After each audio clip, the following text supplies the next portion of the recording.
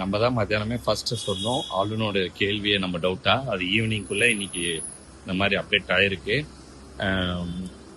But இது வந்து எதிர்பார்த்த ஒன்று தான். அவசரப்பட்டு நம்ம காங்கிரஸ் கூட்டணியில வச்சுட்டோன்றது தான் பாயிண்ட்டு. ஏன்னா அலைன்ஸுக்கு முன்னாடி நம்மளை மதிக்கல, இப்போ வந்திருக்காங்க. நம்ம தனியாக இருந்தால் கூட ஆளுநர் வந்து ஜெயிச்சதுக்கு அப்புறம் கூட கூட்டணி வச்சுருந்துருக்கலாம், ஃபார்ம் கவர்மெண்ட் ஆனதுக்கு அப்புறம் கூட வேணும்னா அக்செப்ட் பண்ணியிருக்கலாம். பட் இப்போ இப்படி ஆயிடுச்சு. பட் இப்போ ஆளுநர் கேட்குறதோ எவ்வளோ நம்பருன்னு சொல்லுங்க காமிங்கன்னு சொல்றது வந்து லீகலாக கிடையாது. அவங்க வந்து அசம்பிளியில் தான் ப்ரூவ் பண்ணணும்.